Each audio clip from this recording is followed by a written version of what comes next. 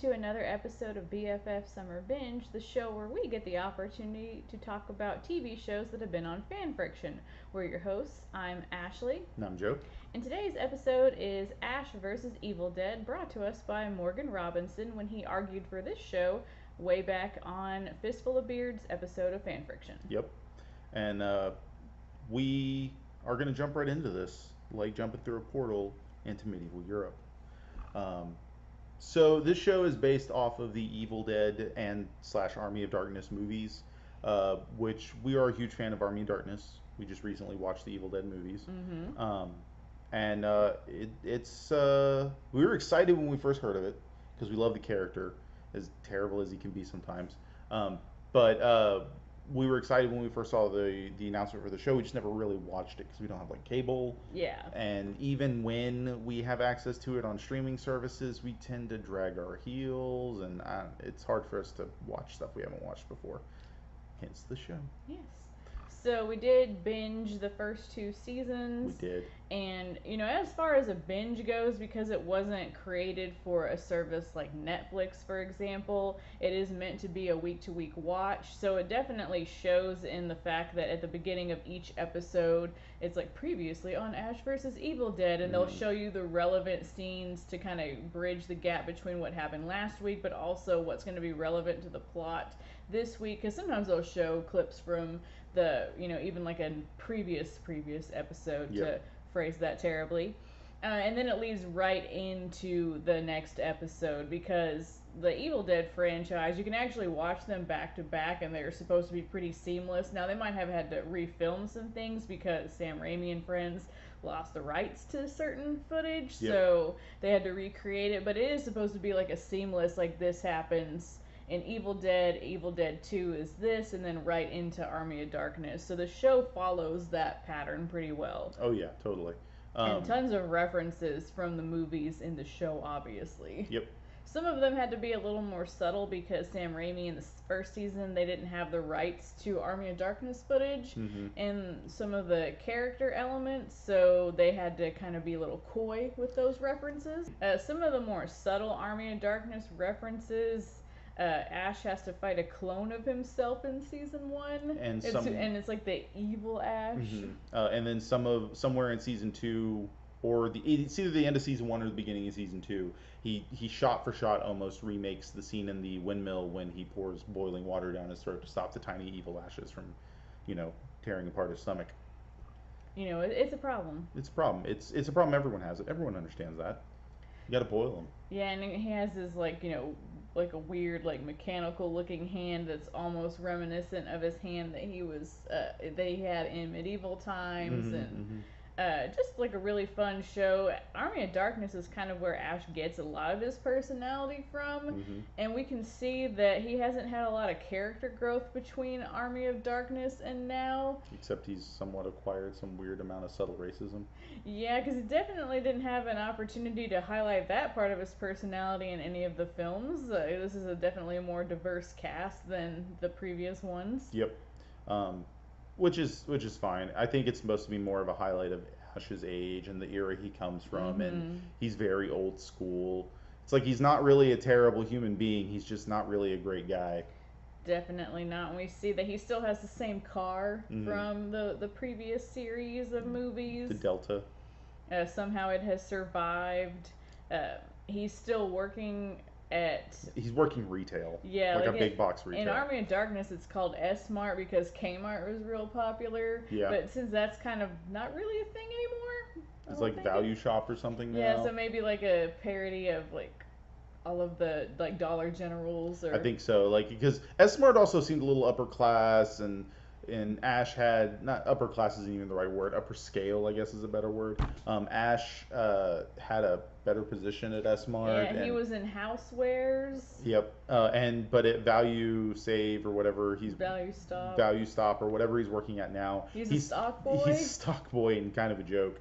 I mean, that's Ash. He's kind of a joke. But Pablo, who we meet in the very first episode at work, is like so enamored with Ash. He like Ash. calls him El Jefe, and he was like, "Oh, Ash, you're leaving, but you're the coolest part of the store." It's like, how old is Ash that Pablo thinks he's cool? Yeah, and like how young is Pablo? Like, oh, this cool old dude that lives in a trailer. I mean, nothing wrong with living in a trailer, but yeah, no, but he's like a 40s or 50s-year-old dude with a wooden hand that lives in a trailer. That's the stock boy at a local store. Yeah, like nothing about that is cool. I'm not saying that like there's anything really wrong with that, but I am gonna say it's not really like aspirations for life. Yeah. I know I would like a newer car than like a 70s Delta, and to live in even a nicer trailer than what Ash lives in, which by the way is deceptively large. Like when you look at it from the outside, it's really like tiny and cramped looking, but inside there's like freaking room for everyone in that trailer. Yeah, they're comfortable in there. We also meet Kelly, who is a newly minted employee at the Values. Good friend of Pablo's. Yes, and you can tell that he really likes her, and she doesn't take anything from anyone. Like Ash immediately hits on her, and she basically like pins him down and it's like, oh yeah, you're gonna have another new hand. He's like, do you mean like I'm gonna lose my wooden hand or I'm gonna need another wooden hand? Right. She's like, you're gonna need another wooden hand, and immediately things go awry because in the previous part of that first episode, Ash has gotten drunk. He hit on this girl, and they read from the Necronomicon. And he's like trying to impress this drunken high girl with him. And now Deadites are back. Yep. It's like they imply they've been around the whole time because Ash has been moving around a lot. But it's like they're now zeroing in on the book because they are able to track the book again or something. I'm not sure. But Ash moves around a lot with the implication that runs into a Deadite everywhere he goes or something. But if they're able to track the book, then all H is breaking loose. And not Hall H, because, you know, San Diego Comic-Con. Yeah, we're not there. That's okay. It seems like too many people. Anyway, so, you know, chaos ensues, the evil is back, and they do the cool shots like they do in the original movie where you know, it's like a low to the ground, fast moving tracking cam. That's moving like a wild animal chasing something, but it's actually. But this is the first time we get to see what that is in this show. That it's this big dark cloud of evil or something that you never really ever see it in the movies or anything like that. But everyone else can see it. Like they're looking at the camera, freaking out. But in this, like at one point you see it in the rearview mirror of the Delta as they're driving down. You see this big cloud just enveloping everything, rolling down the road, and it's pretty cool. I like that. Yeah. And quickly Ash becomes like suspect number one for all of these mysterious murders because he has to, you know, kill the Deadites. And other people don't see it the same way he is seeing it. So a cop, Amanda, is on his tail. Like her partner was killed by a Deadite, but everybody thinks she's crazy. She runs into a character, Ruby, in the diner who has some mysterious origins, and then later we learn that... Who Ruby is. Yeah, we learn about her background, and she's flawlessly played by Lucy Lawless. Awesome character, too. And so, like, the whole first season becomes this road trip to get back to the cabin because he thinks that if we can stop all of the evil if we get back to the cabin, the origins of evil. He learned this on a drug trip. Well, you know. It's Ash. I just want to take a moment to point out the awesomeness that this show reunites Lucy Lawless and Bruce Campbell, who the last time they worked together that I am aware of was on Xena Warrior Princess. Hey, they were in that Burn Notice together. Oh, they were in Burn Notice together. Where she was second time, yeah, where she was an assassin. But they worked together regularly on Xena Warrior Princess, where he played, I think, Ayatollah. I don't remember the character's name, but he was the self-proclaimed king of thieves, and they crossed paths frequently. He was regular on the show. Nice. So all of these things culminate in the cabin, and we learn that Ruby is... the creator of the book. Yeah, and she's trying to get it back, and they make like a huge deal at the end. We get to see like a lot of really awesome moments with Pablo and Kelly and all of them, and she basically promises Ash, like, hey, you can go to Jacksonville and like live it up, it'll be good. She basically implies like, if you don't let me have this, then evil is gonna run amok. I would rather be the one in control of the evil or something. It's really weird. Yeah, I can protect it because she's fine with evil and demons and deadites roaming the earth, but she wants to like meter it and control it to where it's like a viable amount kind of thing. And that's like I'm like I get it, but Ash probably could stop her. He's Ash. He didn't want to sacrifice Kelly and Pablo. Yeah. Which I get. And so the second season opens with them in like, living it up in Jacksonville, which is Ash's like happy place. And of course, things are not going so well on the Deadite front. Ruby has lost control of her children. And so now Ash, Kelly, and Pablo have to go to Ash's hometown. And that's where season 2 is centered, is in his home. Yeah, Ash's home of something. I don't even remember what it was. But it's like it's any generic, tiny, random American town. In Michigan. Yeah. It's like Elk something. Where we meet his dad, played by... the $6 Million Man. Yes. Lee Majors. That's it. And his masterfully, by the way. Dad is so much worse than him. And we also learned that, the impact of the Evil Dead series, you don't really get to see the aftermath in the series itself because it only focuses on Ash, but in Ash's town, like, he is known as Ashy Slashy, who killed all of his friends. Yep. Because, again, they don't see the demon part. They just, think Ash slaughtered everybody. Yep. Which is, yeah, it's a legit way they would look at it. Who wants to believe in evil demons? Yeah, but why Ash never served any time for this? I don't know. That is a curious point. Like, if everyone in this town knows he's the one that killed everyone, maybe there's a point they didn't go over where, like, he was questioned and they couldn't find proof or whatever. Something. But the proof is everywhere. He had a chainsaw attached to his hand covered in gore. Anyway, so yeah, Ashy Slashy, him having to deal with, like, all of the people in the town that don't believe him. There's, like, a former love interest there, but she's married to the sheriff, and who's the sheriff the guy that hates they him. used to pick on. And so there's this whole dynamic. I think the second season is really strong. It is. The first season's interesting. It's like a movie stretched out over multiple days, multiple episodes. It's got like one long cohesive plot, but because they have a centralized point in the second season of Ash's hometown, they can have tiny plots here and there, and there's a lot more B plots and character growth between all these other characters, even though there's one large meta plot going on. But it moves, but it doesn't move so quickly because they're not crossing the country on a road trip. So it's really cool. The second season, which isn't common, but the second season I think is stronger than the first season. I would definitely agree with that. I felt that they were building up to something really big, but then in the last 2 episodes, really, it kind of, like, maybe, like, I did read some stuff about this where there was, like, issues between the showrunner and then one of the people that has the rights to Evil Dead, not necessarily like Sam Raimi, but somebody that was one of the producers of the movie or something. Yeah, part of the creative team are like, no, let's not do this. It needs to be more like Evil Dead, and so there were some issues there. And so it kind of felt like a cop-out ending at the end of season 2. I could see that. At least to me, where it's like, okay, like, something big is going to happen, and it's like, is this how we're going to end it? Can we talk about one thing from season 2 real quick? I know exactly what you're going to bring up.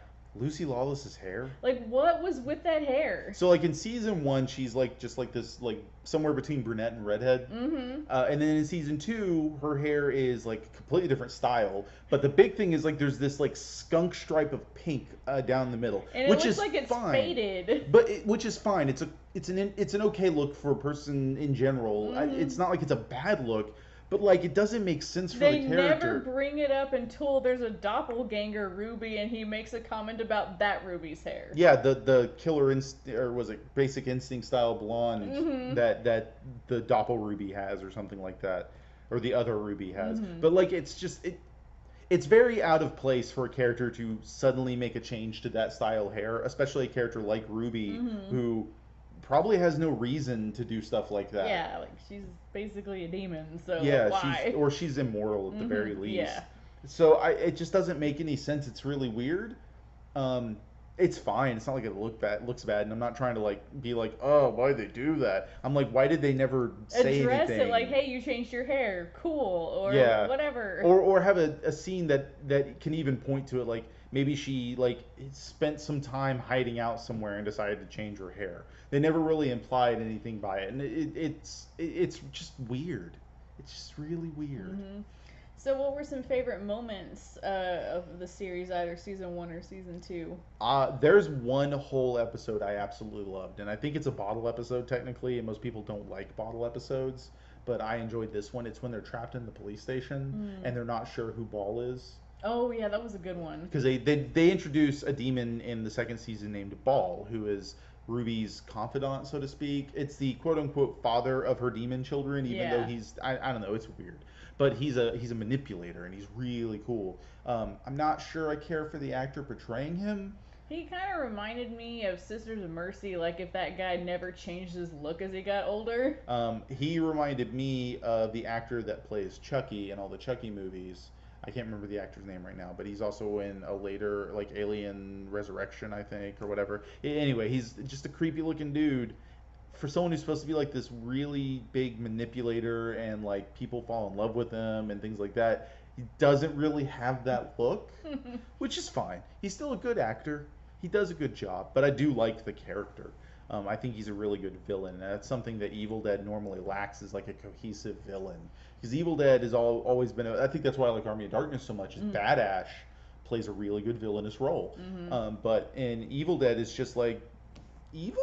Yeah, like the professor had like awakened something by reading from the Necronomicon, and like his wife gets possessed and his wife tries to kill everybody. But there's all sorts of Yeah. different little evil deadites. So his wife being the biggest evil deadite doesn't necessarily mean that like she's the main villain to me. Mhm. She's just a One. bigger evil deadite. But I really liked Ball. I thought it was interesting. I also really liked the episode where they go visit Pablo's uncle.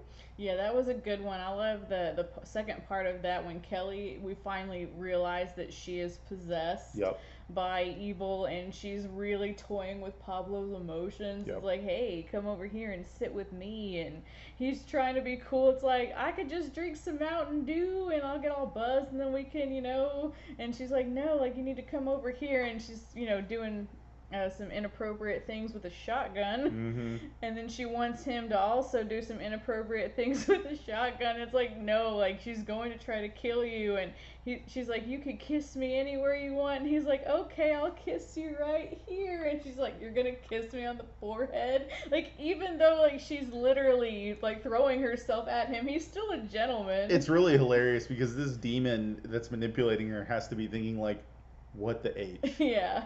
Dude, come on. It makes for some great dramatic irony because we all know she's totally not of She's herself. not Kelly.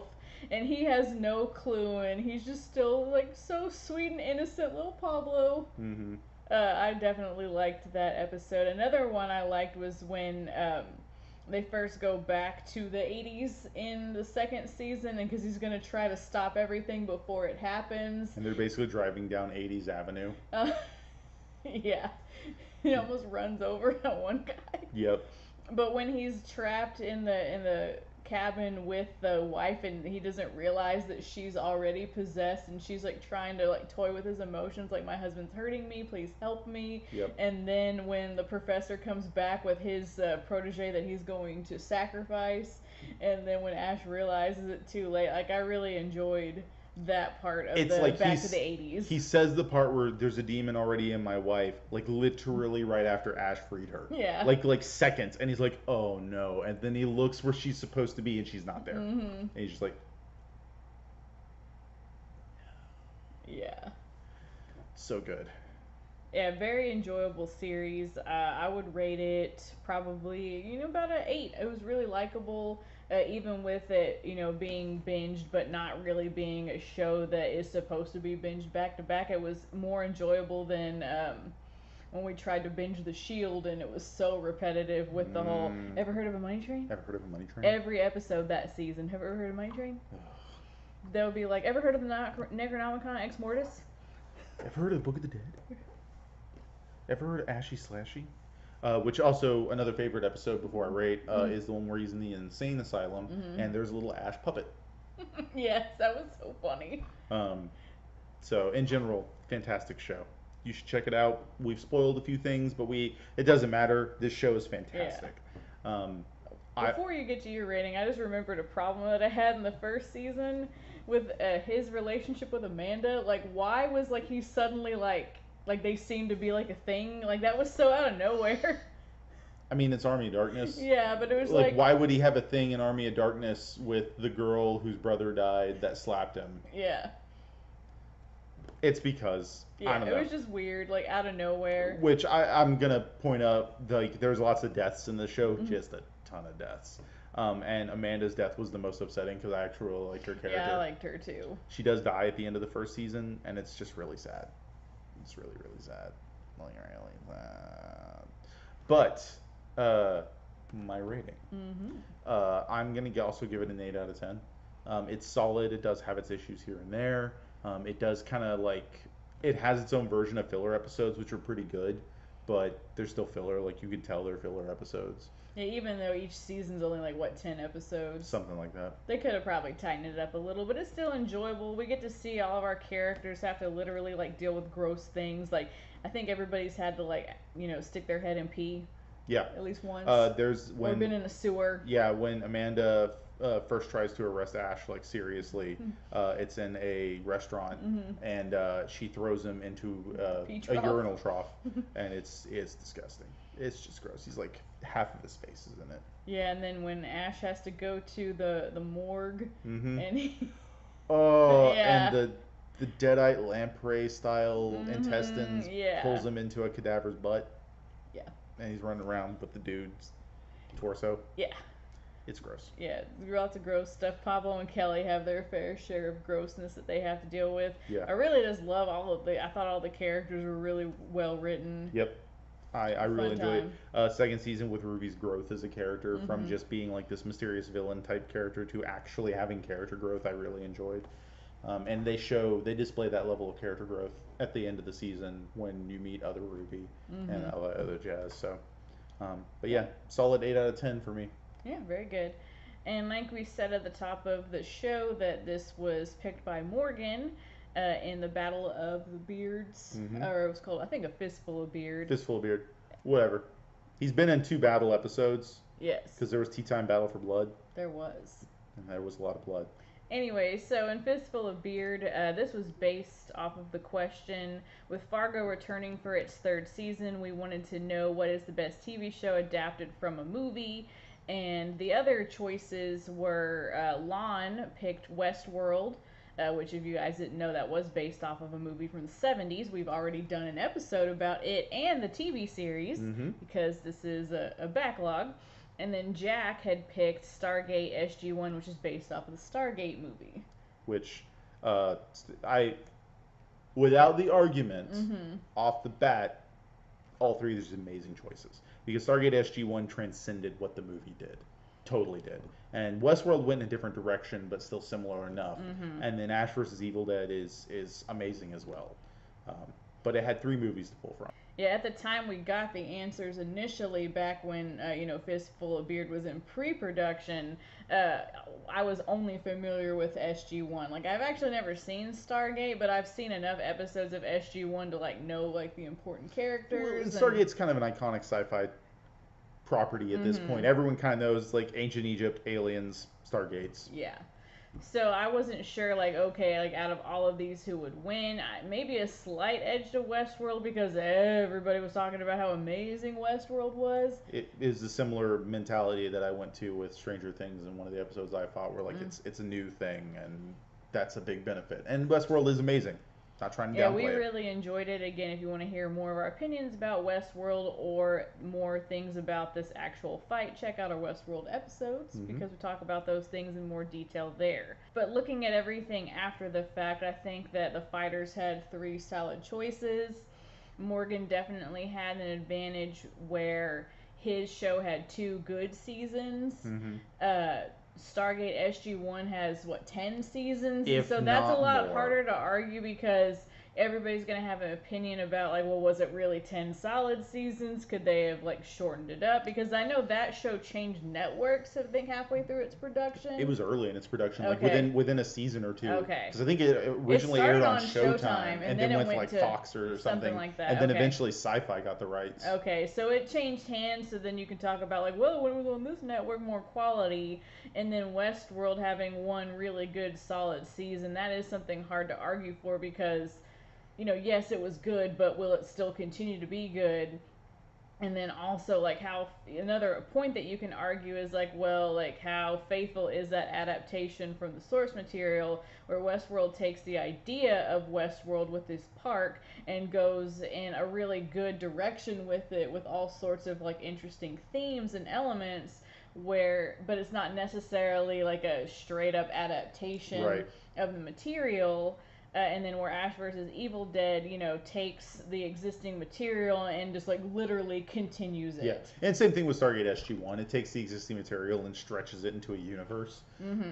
But yeah, I think that's the difference. Is like Westworld is an adaptation and a modification, as where these other two are sequels.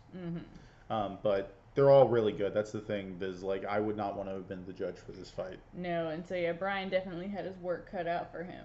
And if you want to see how it went, you can check out the episode in the description. All right, so let's go ahead and move on to Twitter, where we asked, in honor of our TUFF BFF, we asked you this question: what movie would you want to see continued as a TV series? Raul Rodriguez, our good friend and TUFF channel founder, said Unbreakable, which I'm sure is the Shyamalan one. Yes, which for those, it's a superhero-ish film. So I could see it expanding into like a universe, a TV series style with lots of different other superheroes. Could be a lot of fun. Yeah, I've only seen one scene of that movie. We showed part of it in class, but I liked what I saw, and I definitely want to check out the whole thing. I kind of know like all of the twists because you know it's been out for a long time. Kim Hanley suggested The Matrix. Either embrace the architect's previous iteration of the story or go early days of Zion, like the early versions of the one and the building of it. And that could be really cool. You could even do a good series based on like the fall of humanity with the machines and everything else, which could be really cool. The Animatrix touched on a lot of stories that could be utilized for a longer TV series, I think. Delisha Russell at Delisha_Renee suggested that Harry Potter could continue on as a TV series. And she loves Harry Potter, so she made sure to mention that there would be no surprise about that answer. Yep. I could see like a wider Wizarding World as a cool TV series. Yeah, because it seems like they're kind of going with that with the Fantastic Beasts movies. But maybe something, you know, with the older characters, like, you know, because some of them work in the Ministry of Magic now, or seeing what their kids are up to. There's different avenues that you could take for an expanded show. Totally. I always thought Harry Potter would have worked better as a HBO-style miniseries. Or like a BBC series. Which, the only challenge would be, you know, the actors and aging, you know, how are you going to film everything? Yep. But, you know, whatever. Randall Sands at Randall Sands would like to see Dread adapted for TV, maybe do the Netflix series they've been talking about. Urban even said he'd return. Yeah. I've heard that movie is really great. Can we also take a moment to say how awesome Carl Urban is as an actor? He's great. He can go from Bones to Dread at like no problem, drop of a hat, and that's fantastic. Those are two polarly opposite different characters. I've only seen the Stallone version of Dread, but I know it's based off of a comic book property, so seeing an expansion of that with Carl Urban as the character, not Stallone. Yeah, with the other cities, with Judge Death, the weird post-apocalyptic world of the whatever year it is in Mega City 1. Yeah, because I remember from the original one, it was like Mega City 1, Mega City 2, and I think Los Angeles was still around. I think Texas also had its own Mega City. Or maybe it did. I think it was just like Texas City or Houston. It was something weird. Yeah, it was cool. It's post-apocalyptic. Aspen Prison Colony. Yep. That's how I know what Aspen is from that movie. That's fair. So sad. Tom Zambino at Road Raider 3 suggests if anyone takes anything from my tweets, is that there needs to be a Predators TV series, and I would love to see like a sci-fi futuristic like Predators, Space Marines, and Aliens kind of thing, where it's just about the different have like one character from both Predators and Inhumans, and that is like how their paths cross and things like that. It could be kind of cool. Yes. I'd like it. That's it for us. That is. So we got 2 more of these binge alongs or binge things that we're doing. Next one is the Flash CW series. So we've already started that one. We gotta finish it up. If you want to continue the conversation with us, you could always leave a comment on this video, and if you like this video, please give it a like. You can follow us on the TUFF channel where we produce this series. We've also recently started our own channel, Geek to My Nerd. You can find us on YouTube and Twitter. Just look for Geek to My Nerd, and you'll eventually find us around that. Yeah, we don't have quite enough subscribers yet to get our own URL, so please subscribe so we can change that. Yeah, totally. And of course, there's always Twitter. I'm at @_Mrs. Davis. And I'm at Drake Masters. Or you could check out our Geek to My Nerd Twitter, which is Geek to My Nerd with underscores between every one of those words. Yep. Because that's not complicated at all. Totally not. Thank you for joining us. Bye.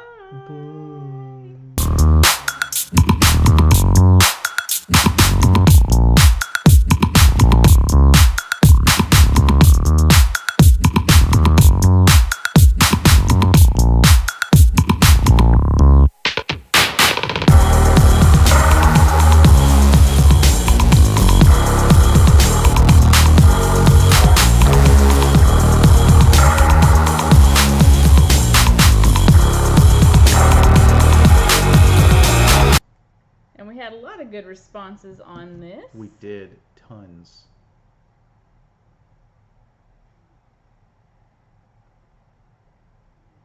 We'll start from the bottom and go up. Started from the bottom and we're here.